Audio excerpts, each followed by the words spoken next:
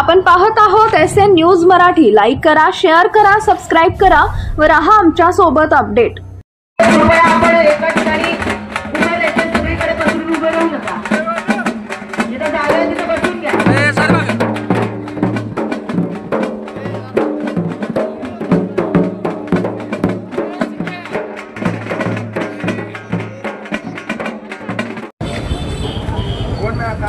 आद्य क्रांतीवीर नरवीर राजे उमाजी नाईकांची 234वी जयंती साजरी होत असताना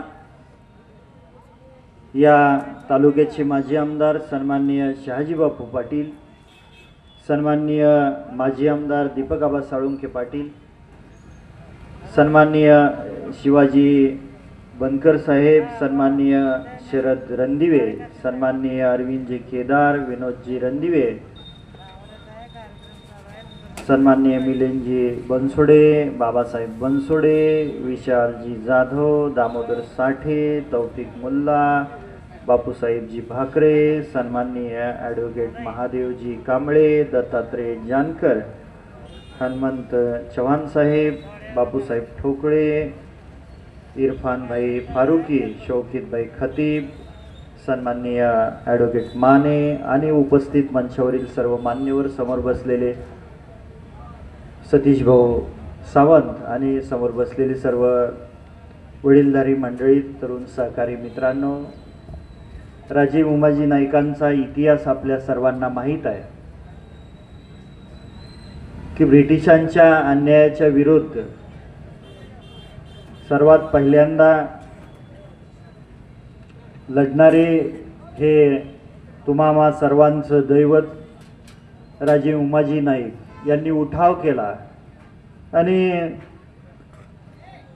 ब्रिटिशांच्या काळामध्ये लढण्याचा हा उठाव, हे धाडस राजे उमाजी नाईकांनी केलं होतं। याचा तुम्हा सर्वांना अभिमान असला पाहिजे आणि त्याच पद्धतीनं गावगाड्यामध्ये प्रामाणिक समाज म्हणून रामोशी समाजाकडे पाहिलं जातं आणि या तालुक्यात सुद्धा स्वर्गीय आबासाहेबांच्या माध्यमातून आपल्या समाजाला न्याय देण्याचं काम मागच्या 60 वर्षाच्या काळात झालं। आपली मागणी आहे, मागच्या वेळेस सुद्धा या ठिकाणी मंचावर आम्ही तिन्ही नेते मंडळी उपस्थित होतो, त्यावेळेस सुद्धा आपली हीच मागणी होती की एक भव्य स्मारक आणि समाज मंदिर असावं आणि आज ही तीच मागणी आपण केलेली आहे। भविष्याच्या काळामध्ये आपलं हे राजांचं स्मारक आणि समाज मंदिर लवकरात लवकर कसं होईल याची जबाबदारी आम्ही तिघही घेऊ। बापूंनी मंत्री महोदयांचा उल्लेख केला आणि ज्या आपल्या अडीअडचणी आहेत, प्रश्न आहेत, जी मागणी आहे ती विधिमंडळाच्या अधिवेशनामध्ये मी स्वतः मांडलेली, हे आपण सर्वांनी पाहिलेलं आहे। निश्चितपणे भविष्यकाळामध्ये हे लवकरात लवकर स्मारक आणि समाज मंदिर होईल हा विश्वास आपल्याला देतो। ज्या पद्धतीनं राजे उमाजी नाईकांनी इतिहास घडवला, तो इतिहास आपल्या सर्वांनी तो विचार जपण्याची आपल्या सर्व तरुण सहकाऱ्यांवरती जबाबदारी आहे।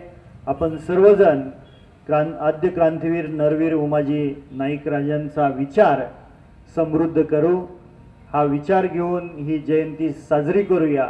माझ्यासारख्याला या ठिकाणी बोलवलं, मानसन्मान दिला, आपल्यात मिसळण्याची संधी दिली, त्याबद्दल आद्य क्रांतीवीर नरवीर राजे उमाजी नाईक प्रतिष्ठान सांगोला शहराचं, त्याचे जे काही अध्यक्ष, उपाध्यक्ष, खजिनदार आणि सर्व संचालक मंडळ असेल त्याचं मी अंतःकरणपूर्वक आभार मानतो आणि थांबतो। जय हिंद, जय महाराष्ट्र।